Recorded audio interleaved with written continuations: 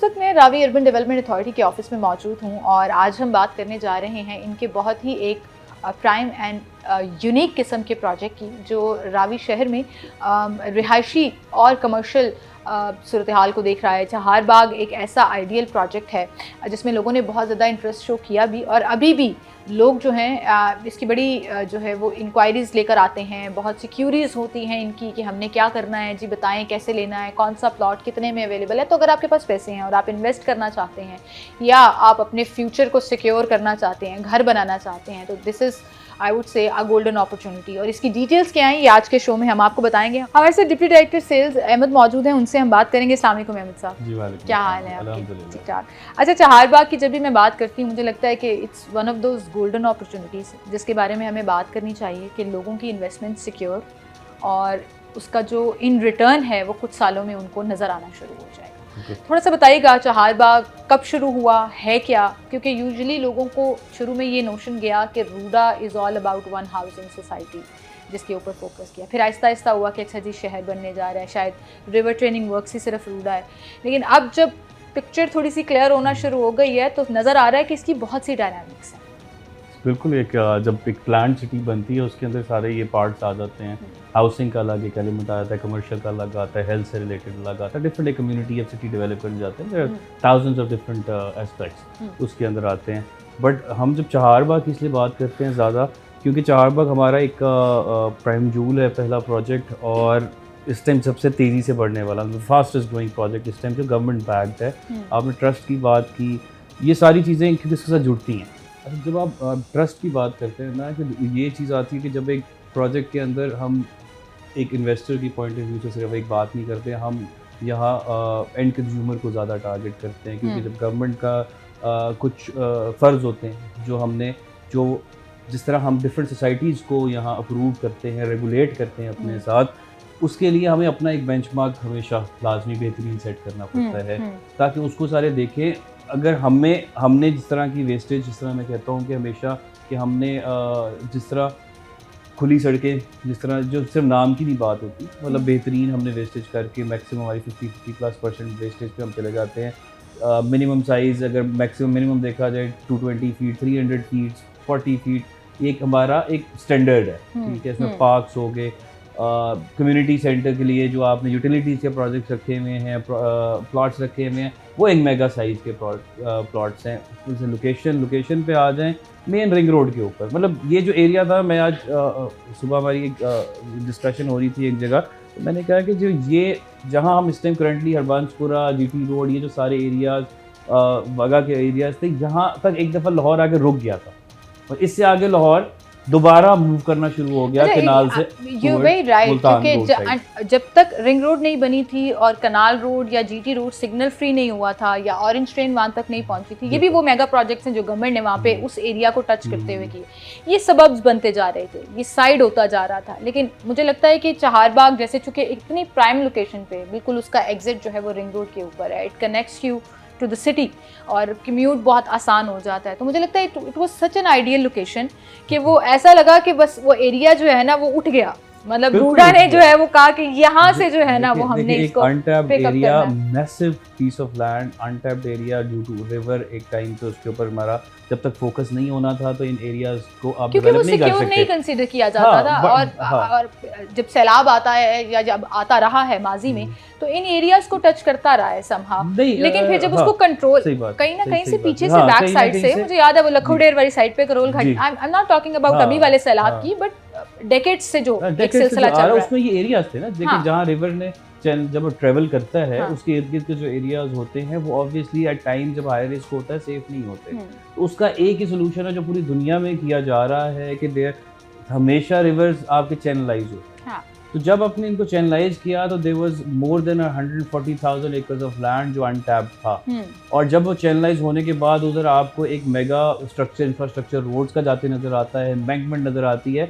तो एक तो वैसे भी वो आप कहते हैं ना कि उठ गई जगह, क्योंकि उसके अंदर आपकी प्राइसेस वगैरह, क्योंकि जब वो सेव होता जाता है प्राइसेस हमेशा बढ़ती जाती है, इंफ्रास्ट्रक्चर पहुंचता है। हाँ एग्जैक्टली, एक तो प्राइसेस बढ़ती हैं, दूसरा वो लोकेशन आइडियल इस तरह रहने के लिए भी हो जाती है। अब जैसे कितने अमेजिंगली रिवर ट्रेनिंग वर्क्स का जो काम रूडा ने किया और अब बड़ी तेज़ी से जा रहा है, डिफरेंट फेजेस में जा रहा है, वो ऐसा लगा कि रावी की सुनी गई और वो रावी की जो सुनी गई तो वो रावी शहर वालों के लिए नहीं सुनी गई, वो लाहौर के लिए भी सुनी गई ना, जाहिर है, क्योंकि लाहौर जो एग्जिस्टिंग सिटी है अल्टीमेटली फायदा उसको भी होगा। देखिए हर तरफ एक्सपैंड करना है, हर तरफ ठीक है। ये वाला एक एरिया था जिसने नॉर्थ को मिलाना था आपको, और यहाँ हमारी एक चैनलाइजेशन के बाद और उससे पहले जो ये वाले एरियाज थे, जिस तरह हम तो भी रिंग रोड के ऊपर बैठे हुए हैं, उधर वैसे भी सेफ है सारा, बट जब ये इंफ्रास्ट्रक्चर बनता जाता है या न्यू कमर्शियल एरिया जिस तरह हम लॉन्च करते जा रहे हैं, but Charbagh is the first gem here, एक डेवलपर जो अथॉरिटी इसको डेवलप कर रही है, वहाँ से ये इंफ्रास्ट्रक्चर की शुरुआत हुई। एक बहुत बड़ा ख्वाब जो देखा गया था, वहीं से रास्ता जो है वो बैक साइड पे पूरा रावी शहर के साथ इसको कनेक्ट भी करेगा। पंजाब हुकूमत ने जो इतना बड़ा ख्वाब देखा था, ये यहाँ से पूरा हो रहा है। स्टार्ट यहाँ हुआ,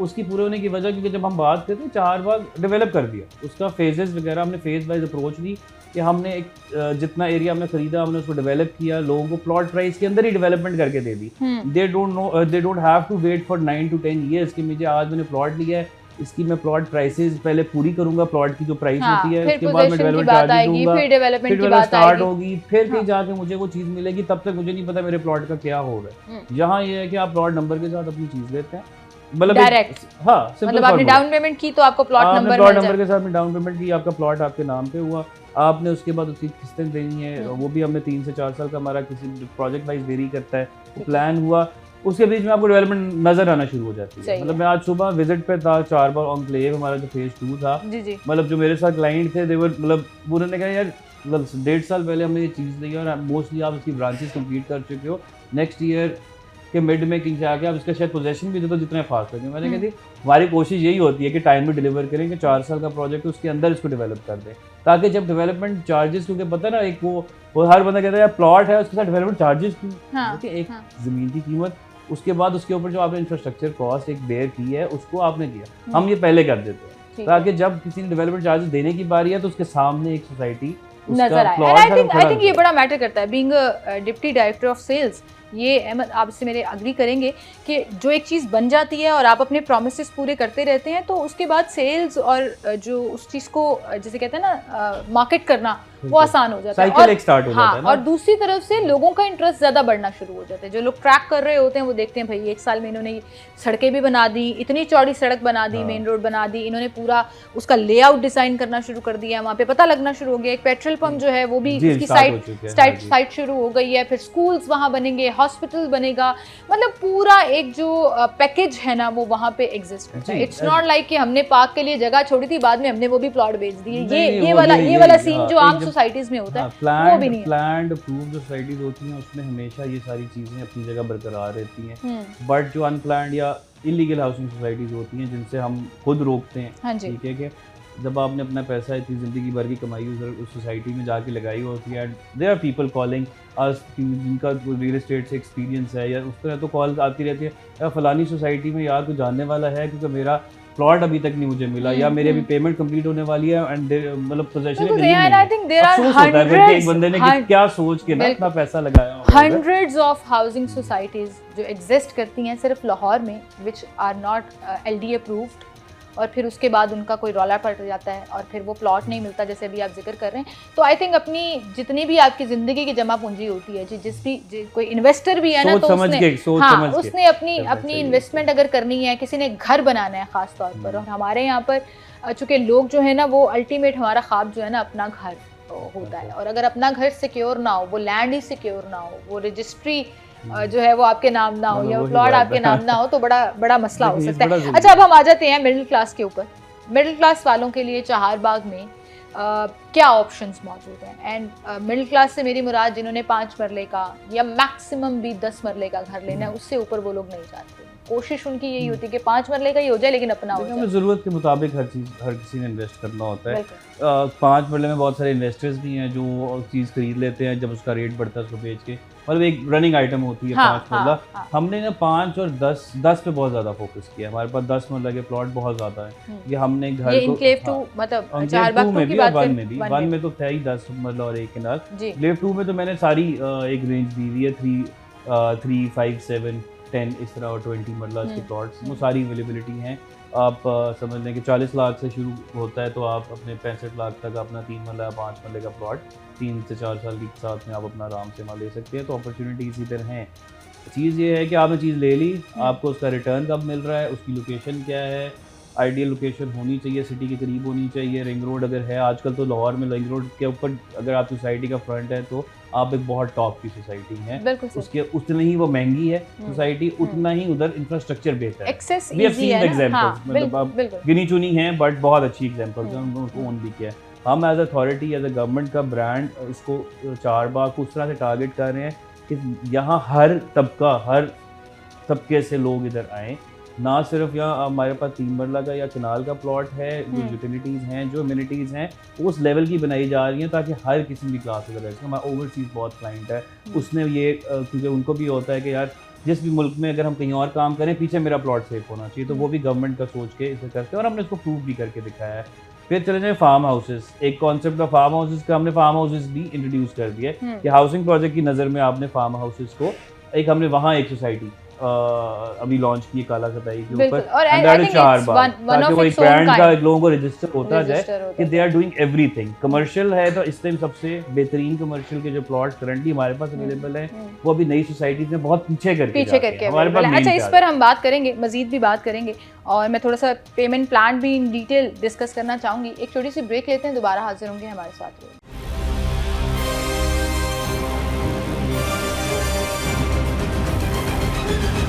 वेलकम बैक नाज़रीन, एक बार फिर से आपको खुशामदीद कहेंगे। हमें ज्वाइन किया है assistant director sales Syed Ali Asam ने, उनसे हम बात करेंगे। और अभी जो मैं जिक्र कर रही थी कि कमर्शियल प्लॉट हो, 3 मरले का प्लॉट हो, 5 मरले का प्लॉट हो, रेजिडेंशियल प्लॉट हो या फार्म हाउसेस की स्कीम हो, क्या प्लान है, किस तरह से आप जो है वो इसमें हिस्सा बन सकते हैं, इसका आप इन्वेस्ट कर सकते हैं और उसका इन रिटर्न जो है वो क्या होता है, इस पर हम बात कर रहे हैं कि आजकल के दौर में ना फ्यूचर सिक्योरिटी, अस्सलाम वालेकुम जी, फ्यूचर सिक्योरिटी आपकी इन्वेस्टमेंट की, आपके पैसों की बहुत ज़रूरी है।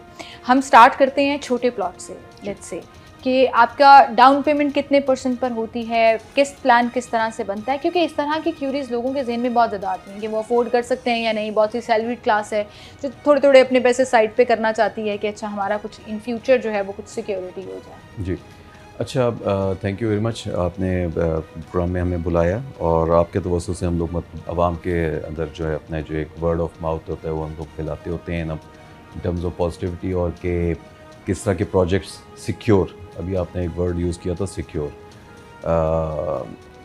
गवर्नमेंट बैक प्रोजेक्ट के अंदर सिक्योरिटी किस तरह की होती है और उसके लॉन्ग टर्म बेनिफिट्स क्या होते हैं। अभी जैसे आपने मेरे कोलीग से बात आप कर रहे थे कि न्यूमरस सोसाइटीज़ हैं, सैकड़ों हज़ारों सोसाइटीज़ ऐसी हैं कि अपेरेंटली बहुत सस्ती लगती हैं और अनफॉर्चुनेटली जब आप उसके अंदर फंस जाते हैं तो मैंने कई लोगों को देखा है कि वो 5-5, 6-6 साल उन्होंने पेमेंट में, इंस्टॉलमेंट पे लगा दिए हक हलाल की कमाई, लेकिन उनको अल्टीमेटली पोजीशन नहीं मिल पाता। क्यों उन सोसाइटीज़ के पास जगह ही नहीं होती। पैसे आपसे ले लेते हैं एडवांस में, लेकिन एक ही प्लॉट पता नहीं इतने लोगों को बेचा हुआ होता है। ऐसे ही है, बिल्कुल ऐसे ही है। तो हैविंग सेड दैट, रूडा का जो फ्लैगशिप प्रोजेक्ट था चारबाग, ये रूडा इसको खुद ओन करता है, उसकी ज़मानत गवर्नमेंट पंजाब आपको देती है और सिक्योरिटी तो यहीं आ गई जब आपको हुकूमत सपोर्ट कर रही है। बहुत से लोग इस पर ट्रस्ट नहीं भी करते, आई एम सॉरी टू से दिस, लेकिन गवर्नमेंट बैक प्रोजेक्ट्स को बहुत से लोग सपोर्ट नहीं करते कि भाई गवर्नमेंट आनी जानी चीज़ है, पता नहीं ये होता है या नहीं होता। बट आई वुड से कि आपने पिछले 2-3 साल में जिस तरह से वहाँ डेवलपमेंट की है, जिस तरह से इवन वहाँ पर प्लॉटों के ऊपर कंस्ट्रक्शन होना शुरू हो गई है, लोगों ने जिनको पोजीशन मिल गया, जिनकी कंप्लीट हो गई, जो वो शुरू के जिन्होंने खरीद ली है, इस गोल्डन अपॉर्चुनिटी से फ़ायदा उठा लिया, वो आज वहाँ घर बना रहे हैं। सो द पॉइंट इज़ कि रूडा ने अपने इस प्रोजेक्ट और अपने बाकी जितने उनके प्रोजेक्ट्स चल रहे हैं, एक पूरा वो पर्सपेक्टिव चेंज कर दिया उन लोगों का जो ये कहते थे कि गवर्नमेंट बैक प्रोजेक्ट में तो उसका हिस्सा नहीं बनना चाहिए। मैं अभी आपकी बात को लेके चलूँगा। जैसे भी आपने कहा कि लोगों का खुद थोड़ा सा ट्रस्ट डेफिसिट होता है कि गवर्नमेंट बैक भी है, फिर भी ठीक नहीं है। तो ये वही लोग होते हैं जो अपनी सोसाइटीज़ को सस्ते दामों बेचने के चक्कर में होते हैं और लोगों को फंसा देते हैं। ये वही लोग होते हैं जो कहते हैं कि गवर्नमेंट का प्रोजेक्ट है, डिले पे जाएगा तो आप हमसे ले लें, हम तो फ़ौरन आपको सस्ते दामों देंगे। लेकिन अल्टीमेटली क्या होता है, गवर्नमेंट का project slow and study progress कर रहा होता है। हाँ जी। वो जो सस्ते प्रोजेक्ट्स होते हैं, जो प्राइवेट सोसाइटी होती हैं, वो वहीं की वहीं खड़ी रह जाती हैं। तो ये आपकी मैंने बात का आपको आंसर दे दिया। अच्छा, अभी जैसे चारबाग के मैं आपको बात कर लूँ कि जब ये इनिशिएट हुआ था फेज़ 1, जिस पे भी आपने बयान किया, आपने वहाँ विजिट भी किया हुआ है, वहाँ घर भी तामीर होना शुरू हो और रहे ये हैं। आप साथ वाली विंडो में देख भी रहे हैं कि कितनी ज़बरदस्त उसकी डेवलपमेंट जी, जो है वो जी। बहुत कम अरसे में हो गई। ऐसे ही है। तो वो तो आपको पता है हमारा सोल्ड ऑफ हो चुका था प्रोजेक्ट, और जिस पे हमने लोगों को अगर 4 साल का वादा किया था, तो 4 साल के अंदर हमने वो ट्रंक इंफ्रास्ट्रक्चर पूरा डेवलपमेंट कंप्लीट कर दी, और फिर लोगों को हमने डेवलपमेंट चार्जेस लेके उनको हमने पोजेसन भी देना शुरू कर दिया है। तो अल्टीमेटली आपको अगले कुछ चंद महीनों में वहाँ एक ही जगह कई घर आपको बनने स्टार्ट होना शुरू हो जाएंगे, नज़र आना शुरू हो जाएंगे। फिर अभी आपने एक बात एक और की कि जो मिनिमम प्राइस हमने कौन सी सेट की हुई है। फेज़ 1 थोड़ा सा प्रीमियर ब्लॉक था, उसमें 10 मरला और 1 कनाल था। जी। फेज़ 2 जो जिसको हम एनक्लेव बोलते हैं, वो फेज़ 1 के तकरीबन 2.5 किलोमीटर पीछे है। It will be connected with phase 1 via 220 feet road, जिस पे अभी काम ज़ोरों शोर से स्टार्ट हुआ हुआ है। और 4 इयर्स के पेमेंट प्लान पे हमने जनवरी 2024 में जहाबाग एनक्लेव लॉन्च किया था, जिसमें आपकी वाली बात 3 मरले से हमने स्टार्ट किया था। पब्लिक डिमांड थी कि जी फेज़ 1 में आपने हमें छोटे प्लॉट भी देते हैं। पब्लिक डिमांड को ही मद्देनज़र रखते हुए हमने फिर अपनी ये जो लोगों का मैसेज था, हमारे वर्दी CEO साहब हैं इमरान अमीन साहब, उन तक पहुंचाया, तो उन्होंने इस चीज़ को कंसिडर करते हुए कि ये डेफिनेटली एक मिडिल इनकम ग्रुप को भी हमने केटर करना है, तो उन्होंने फिर 3 मरले और 5 मरले को उसमें एडअप कर दिया था। 3 मरला, 5 मरला, 7 मरला, 10 मरला और 1 कनाल। सो एक कलेक्टिव ब्लैकेट पूरा वो बन गया, पैकेज बन गया। जी, पूरा पैकेज आप 3 मरले का अफोर्ड कर सकते हैं तो आप 3 मरले का ले लें, या 5 मरले का, 7 मरले का, वो पूरा एक। हाँ, that is very true. Initially हमने जब स्टार्ट किया था तो 12 लाख रुपए पर मरला से हमने स्टार्ट किया था, यानी कि 3 मरले का प्लॉट 36 लाख का और 5 मरले का प्लॉट 60 लाख का एंड सो ऑन। तो पब्लिक का जो रिस्पांस था वो इतना रैपिड था कि as we speak right now, अभी 2026 के हम लोग मई में बैठे हुए हैं, तो वो प्रोजेक्ट सोल्ड हो चुका हुआ है। प्राइसेस भी अप हो गई ना जी, उसकी, हमने प्राइस इन्वेस्टर्स ने भी लिया, उन्होंने बड़ा उसमें एक गोल्डन अपॉर्चुनिटी देखी। जैसे मेरे भी कोलीग ने आपको कहा था कि यहाँ इन्वेस्टर के लिए भी, एंड कस्टमर के लिए भी और इन्वेस्टर के लिए भी एक ल्यूक्रेटिव चीज़ ये है कि कहाँ जहाँ पैसा इन्वेस्ट करें तो उसको बढ़ना भी चाहिए ना। अथॉरिटी ने पैसा बढ़ा दिया उसका, 12 लाख की जगह 13 लाख रुपया पर मरला कर दिया। पेमेंट प्लान 4 साल का था, वो अब 3 साल का जारी बात है, आपको ऑलमोस्ट एंडिंग स्टेज पे है ना। तो वो पूरे का पूरा सोल्ड आउट हो गया। जी, वो पूरा सोल्ड आउट हो चुका है अल्हम्दुलिल्लाह। और जिन लोगों ने फिर वहाँ उस ज़माने में प्लॉट लिए थे, तो अब वो समर उसका एंजॉय कर रहे हैं। तो what we said, we committed, we fulfilled also, हमने डिलीवर कर दिया।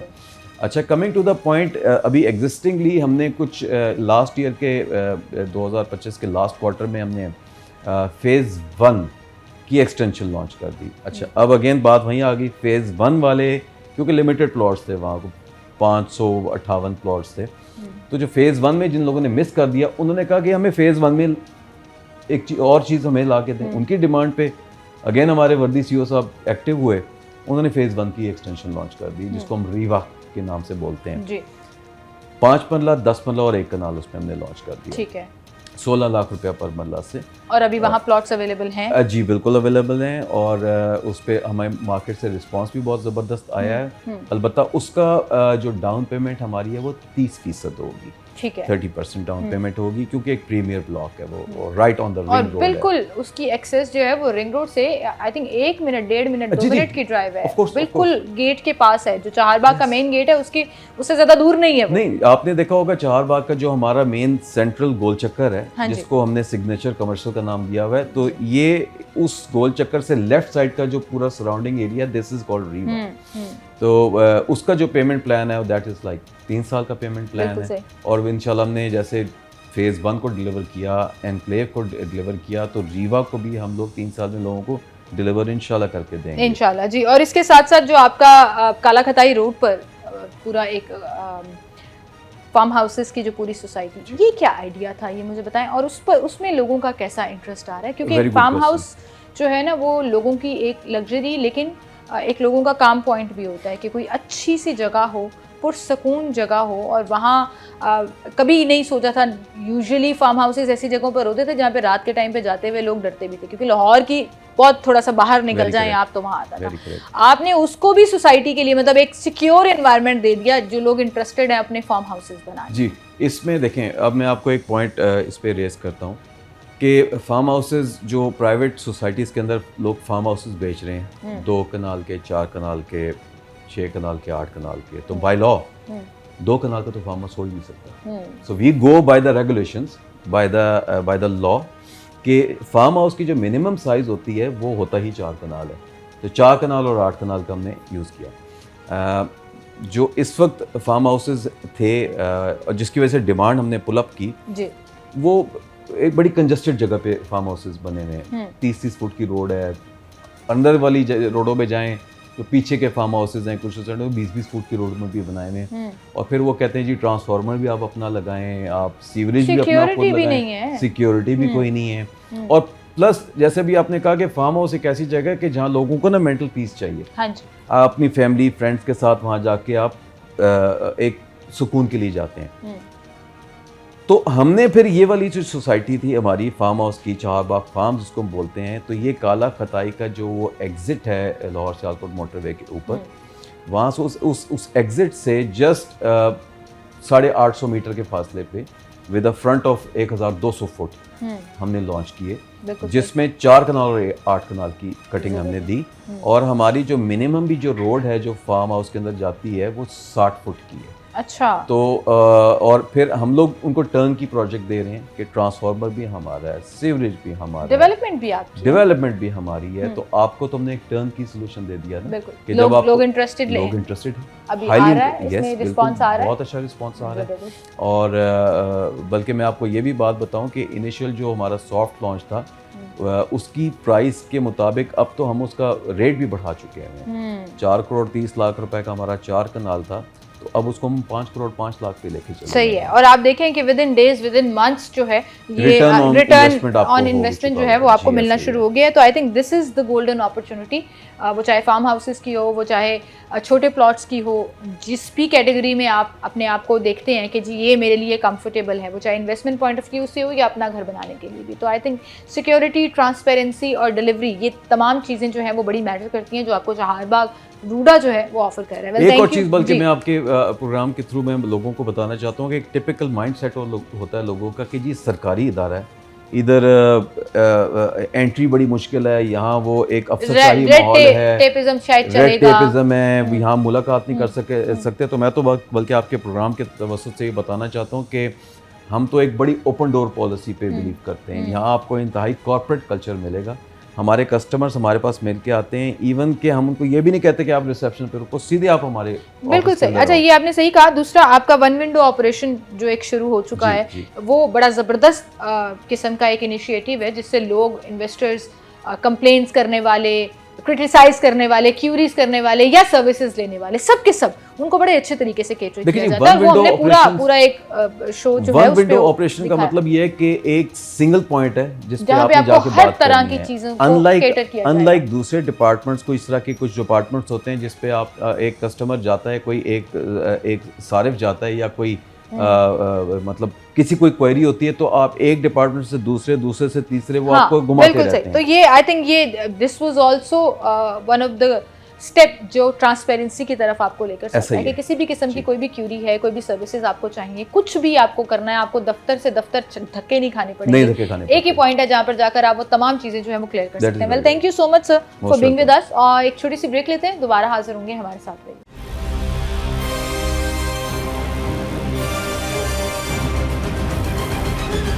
वेलकम बैक नाज़रीन, एक बार फिर से आपको खुशामदीद कहेंगे, जहाँ पर हम चारबाग की बात कर रहे हैं। रावी अर्बन डेवलपमेंट अथॉरिटी में एक ऐसा प्रोजेक्ट जिसमें लोग जो हैं वो काफ़ी इंटरेस्टेड भी हैं और एक लिविंग स्टैंडर्ड्स को, कमर्शियल साइट्स को अपलिफ्ट किया जा रहा है। वहीं पर कुछ रूडा के ऐसे प्रोजेक्ट्स भी हैं जिसमें आपको समझ आती है कि शहर आबाद करने का मकसद सिर्फ कॉन्क्रीट की सड़कें बना देना या घर तामीर कर देना, इन्वेस्टर्स का पैसा ले आना नहीं है। इसके बहुत बड़े डायनामिक्स होते हैं और हम रूडा के जितने प्रोजेक्ट्स को देखते चले जाएं तो समझ आती है, वो चाहे ग्रीन लैंड का हो, वो चाहे स्पेशल इनिशिएटिव्स हों जिसमें विलेजेस को अपलिफ्ट करना हो, स्मॉल हाउसिंग एक यूनिट्स जो हैं वो लोगों को एक कम्युनिटी आबाद करना हो, ये तमाम चीज़ें हैं, जंगल लगाना हो, रिवर ट्रेनिंग वर्क्स हो, तो ये तमाम चीज़ें हैं जो एक्चुअली एक शहर को शहर बनाती हैं और उसकी खूबसूरती सिर्फ परफेक्शन में नहीं होती है, बहुत सी चीज़ें जो हैं उसमें मैटर करती हैं। उसमें कुछ चीज़ें ऐसी हैं जो आपको हैरान कर देती हैं। और मुझे जो स्पेशल इनिशिएटिव्स इनका डिपार्टमेंट है, उसका एक प्रोजेक्ट जो मुझे खुद बहुत ज़्यादा मैं उसके क्लोज फील करती हूँ कि मुझे बड़ा मज़ा आता है कि अच्छा, somebody's कॉरपोरेट एक ऐसी अथॉरिटी, एक ऐसी गवर्नमेंट जो एक नया शहर आबाद करने जा रही है, लेकिन वहाँ के एग्जिस्टिंग लोगों को ये नहीं कह रही निकलो यहाँ से, चलो फारिग हो जाओ, साइड पे हो जाओ, क्योंकि ये होता रहा है। लेकिन रूडा ने एक नई एग्जाम्पल, एक यूनिक एग्जाम्पल कायम की है कि वहाँ एग्जिस्टिंग विलेजेस को अपलिफ्ट किया जा रहा है, उन लोगों को वहीं रख कर उनके लिविंग स्टैंडर्ड्स को, उनके वहाँ पे क्वालिटी ऑफ लिविंग को इम्प्रूव किया जा रहा है, और उनको वो तमाम फैसिलिटीज़ दी जा रही हैं जो वो बेसिकली डिज़र्व करते हैं, जो वहाँ पर कभी नहीं पहुँची थी। हमारे साथ डिप्टी डायरेक्टर CSR मौजूद है, मौजन साहब, उनसे हम बात करेंगे सामने। वालेकुम अस्सलाम। I am truly impressed. बहुत से ऐसे प्रोजेक्ट्स हैं, शायद मैंने इसके बारे में, हमने बहुत दफ़ा प्रोग्राम भी किया, लेकिन मैंने इस तरह से खुल के कभी बात नहीं की, कि मुझे बड़ी हैरानगी होती है कि एक ऐसी अथॉरिटी जो एक बहुत महंगा प्रोजेक्ट लेकर चल रही है, उन्होंने उन वहाँ पर जो आबाद ऑलरेडी एग्जिस्टिंग गांव हैं, ना सिर्फ उनके बारे में सोचा बल्कि उनको भी साथ लेकर चल रहे हैं। थोड़ा सा बताइएगा, ये विलेजेस अपलिफ्टिंग का प्रोजेक्ट शुरू कैसे हुआ, आइडिया किसका था और क्यों किया जा रहा है? Thank you very much madam. हम लोगों ने जब रूडा बना तो RUDA jurisdiction is not a small jurisdiction, इसमें 1,40,000 एकड़ की जगह है। हाँ जी। अब वो 1,40,000 एकड़ की जगह सिर्फ और सिर्फ बिल्डिंग्स, रोड्स, इंफ्रास्ट्रक्चर नहीं है, इसमें विलेजेस भी एग्जिस्ट करते थे। सो हमारे CEO साहब ने और हमारी डिपार्टमेंट हेड हैं, उन्होंने सोचा कि हम लोग सिर्फ ब्रिक एंड मॉर्टर या सिर्फ कंक्रीट के ऊपर फोकस करने की बजाय लोगों के ऊपर फोकस करें, उनका लिविंग स्टैंडर्ड अपलिफ्ट करें। तो जब हमने आइडेंटिफाई किया तो 93 विलेजेस थे। 93 विलेजेस में जब हमने हालात देखे तो वो हालात बहुत बुरे थे। मतलब लोगों के पास पीने का साफ़ पानी नहीं था, हेल्थ फैसिलिटीज़ नहीं थी, एजुकेशन के हालात बुरे हाल थे। और उसके साथ साथ हम लोगों ने कभी भी फोर्स्ड एक्विजिशन या हम लोगों ने कभी उनका जो हेरिटेज और उनका जो कल्चर है उसको वाइप आउट करने का हमारे थॉट प्रोसेस में ये चीज़ है ही नहीं। अच्छा, जब हम बात करते हैं 93 विलेजेस की, तो एक बहुत ह्यूज लैंड है, और इसको रूडा का, रावी शहर का हिस्सा बना के रखना was समथिंग जो एक कॉरपोरेट बिजनेस माइंडसेट है उसको समझ नहीं आता। लेकिन वहीं पर आप जब हम रूडा की उस साइड की स्पेशल इनिशिएटिव्स की बात करते हैं, तो मुझे लगता है कि ये एक इतना स्पेशल डिपार्टमेंट है और इतना एक सोचा समझा प्लान है कि एक मास्टर प्लान के अंदर आपने ये नहीं कहा कि लोगों को उनके कल्चर से, उनके हेरिटेज से, जैसे आपने कहा कि उनके घरों से उनको बेदखल करते हैं, बल्कि आप वहाँ देयर एंड देन वो फैसिलिटीज प्रोवाइड कर रहे हैं, और आप लोगों ने डिलीवर भी किया। जो नथ विलेज में आप लोगों ने किया, it was one of its own kind of example. अल्हम्दुलिल्लाह जी। बेसिकली जो हमारा विजन था ना, वो यही था कि हम लोगों ने लोगों को डिप्राइव नहीं करना, हमने लोगों को ये नहीं कहना निकलो जी अब हम लोगों ने यहाँ पे सड़क बनानी है। हाँ। या अब हमारे मास्टर प्लान में जो विलेजेस हैं जो पहले फ्रॉम डे वन एग्जिस्ट करते वो एग्जिस्ट करेंगे। हमने ये नहीं कहा कि उनका जो कल्चर है या उनकी बाउंड्रीज़ हैं या हमने उसको बिल्कुल ट्रांसफॉर्म कर देना है। हम उसे सिर्फ और सिर्फ उसका स्ट्रक्चर वैसे का वैसे रहेगा, सिर्फ हम लोग उसके एस्थेटिक्स इंप्रूव करेंगे, उनकी पेवर्स, उनकी एजुकेशन सिस्टम, वॉल्स पे म्यूरल्स, जो उनकी वॉल पेंट्स वगैरह टाइप चीज़ें होती हैं, फिर मेडिकल, हेल्थ। तो हमारी कोशिश ये है कि लोग हमें पार्ट ऑफ द प्लान समझें, लोग हमें part of their community and culture समझें। अभी भी हम जो भी एक्टिविटीज़ करते हैं हम उसमें कम्युनिटी मोबिलाइज़ करते हैं, कम्युनिटी एंगेजमेंट करते हैं। और पहले जो लोग हमें देख के दरवाज़ा बंद कर लेते होते थे, कि जब हम कभी जाते होते थे वहाँ पे जगह देखने के लिए, प्रोजेक्ट देखने के लिए, तो लोग हमारे पास आके खड़े हो जाते थे, क्यूरोसिटी से पूछते थे कि आप लोग कर क्या रहे हैं, या आप लोग हमसे हमारी ज़मीन छीन लेंगे। थोड़ा सा इनसिक्योर हो जाते हैं ना एकदम से कि भाई अब जो है ना ये वाइप आउट हो जाएगा। लेकिन हमारा जो फर्स्ट स्टांस होता है, हम उनको यही कहते हैं कि हम लोग आपकी ज़मीन लेने नहीं आए। हम यहाँ पे, अब जब पहले वहाँ पे चटियल मैदान था, हमने कहा जी यहाँ आप लोगों के लिए डिस्पेंसरी बनी थी, वो हमने डिलीवर की। फिर उसके बाद हम लोगों ने वहाँ पे वोकेशनल सेंटर एक उसका एनविजन किया, तो हमने कहा कि हम ये डिलीवर किया हम लोगों ने। इनफॉर्मल स्कूल हम लोगों ने वहाँ पे इस्टेब्लिश किए with the involvement of UNICEF.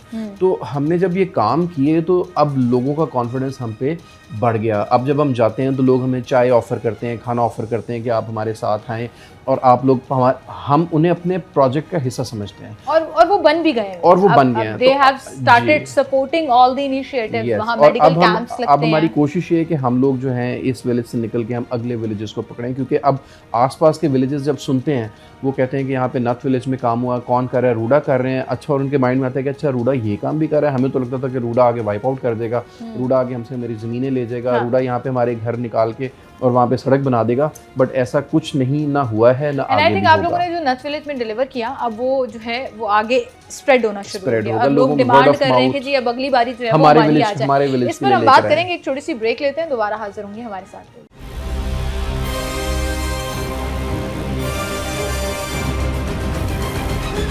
Welcome back नाज़रीन, एक बार फिर से आपको खुशामदीद कहेंगे, गुफ्तगू का सिलसिला आगे बढ़ाएंगे। मौसम हम बात कर रहे थे नथ विलेज में, जो CSR ने, रूडा के डिपार्टमेंट ने जो काम किया है, रिमार्केबल काम है वहाँ पे। बच्चों के लिए एजुकेशन, बच्चों के लिए डिस्पेंसरीज, खासतौर पे बच्चों के लिए मैं इसलिए फोकस कर रही हूँ कि यूजुअली प्रॉब्लम ज़्यादा बच्चों को आती है। अगर आपके वहीं पर कुछ हेल्थ फैसिलिटी ना हो, बहुत प्रॉब्लम आती है, साफ़ पानी के लिए, सीवरेज के लिए। अब अगले कौन से विलेज की बारी है, और ये आप लोगों के आजकल सर्वेस भी चल रहे हैं और इसके ऊपर बड़ा काम भी हो रहा है। हाँ जी, अच्छा, अगर ये बेल्ट देखें रिंग रोड की बैक साइड के ऊपर, हमारा जो चहारबाग अभी जिसके बारे में जिक्र हो रहा था, चहारबाग की बैक साइड पे हमारा चहारबाग एनक्लेव है। हाँ जी। उसके अलावा हमारे और प्रोजेक्ट्स भी हैं, और भैनी रोड और ठहरी रोड की जो एक बेल्ट है उसके अंदर कुछ 7 to 8 विलेजेस आते हैं। उन विलेजेस को हम लोगों ने जो जिस तरह के उसमें गंजे सिद्धुआ एक विलेज है, हांडू गुजरा है, अवान ढाई वाला है, तेजगढ़ है, तलवाड़ा है, अब हम इन गाँव को पिक कर रहे हैं। यहाँ पे हम लोग इनको कुछ फैसिलिटीज़ तो हम लोगों ने स्टार्ट भी कर दी, जैसे हमने प्लांटेशन यहाँ पे स्टार्ट करवा दी हुई है। हमने यहाँ पे सर्वेज जो हैं काउ डंग से रिलेटेड और बायोगैस से रिलेटेड हमने डिफरेंट टीम्स मोबिलाइज कर दी हैं, वो सर्वे भी करना उन्होंने शुरू कर दिया है कि कितना लाइफ स्टॉक मौजूद है, कितना काउ डंग है, कितनी चीज़ें। फिर उसके अलावा हम लोगों ने मेडिकल रिक्वायरमेंट के यहाँ पे कोई मेडिकल फैसिलिटी, क्योंकि वहाँ पे पहले मेन रोड पे जो मनावा टीचिंग जो सेंटर था या स्कूल था, हॉस्पिटल, उसमें अब जनरल कैटेगरी ख़त्म हो गई है, तो वहाँ पे अब सिर्फ ऑनकोलॉजी है। तो अब जो जनरल कैटेगरी की जो डिजीजेस हैं या कुछ इमरजेंसीज हैं उनको वहाँ पे डील नहीं किया जाता। उसके लिए ऑल द वे जो अगर सरकारी अस्पताल में आना है तो वो जेल रोड पर आना है, जेल रोड आना है, सर्विसेज आना है, जनाब हॉस्पिटल जाना है, क्योंकि यही 3-4 टर्शियरी केयर हॉस्पिटल है जो सेंटर ऑफ द सिटी। तो जो हमने मेडिकल सेंटर या डिस्पेंसरी बनाई है उसमें हमारा फोकस ये है कि ये सारा इस एरिया को सर्व करे। इसके अंदर हम लोगों ने पीड्स की कैटेगरी रखी है, इसके अंदर हम लोगों ने विमेन गायनी की कैटेगरी रखी है। फिर उसके अलावा और ये नथ वाली डिस्पेंसरी से अलग है, ये इस वाली नहीं, ये नथ वाली डिस्पेंसरी ही है जो इस एरिया को कवर करेगी जी। तो यही है, इतनी सेंट्रली लोकेटेड है कि वहाँ आसपास के जितने भी एरियाज हैं उसको केटर करेगी। और उसके साथ साथ फिर हम लोगों ने वहाँ पे एजुकेशन रिक्वायरमेंट के लिए सर्वे टीम्स भेजी कि वहाँ पे कितने स्कूल्स हैं, स्कूल्स की कंडीशन क्या है, वहाँ पे अटेंडेंस कितनी है, और वहाँ पे इनफॉर्मल स्कूल्स हैं या नहीं है, क्योंकि कुछ ऐसी फैमिलीज भी होती हैं जो बच्चे को गवर्नमेंट स्कूल में भी बाज़ औक़ात नहीं भेज सकती। तो वहाँ पे इनफॉर्मल स्कूल्स को हम लोग इस्टेब्लिश करने के लिए डिफरेंट पार्टीज़ के साथ, लिटरेसी डिपार्टमेंट और यूनिसेफ के साथ काम कर रहे हैं। फिर उसके अलावा क्लीन ड्रिंकिंग वाटर के पॉइंट ऑफ व्यू से हमने वहाँ पे सर्वे किया, तो पता चला कि वहाँ पे जो फिल्ट्रेशन प्लांट्स भी इवन लगे हुए हैं वो कोई 70-80 फुट के ऊपर बोर हुए हैं, जिसके ऊपर पानी में से स्मेल आती है या पानी के अंदर मिक्सिंग होती है गंदे पानी की। तो हम उसको भी फर्दर वो एक्सप्लोर करते हुए उसको हम कोशिश कर रहे हैं कि उसको हम 300-400 फुट के ऊपर करें ताकि वहाँ पे लोगों को साफ़ सुथरा पानी पीने को मिल सके।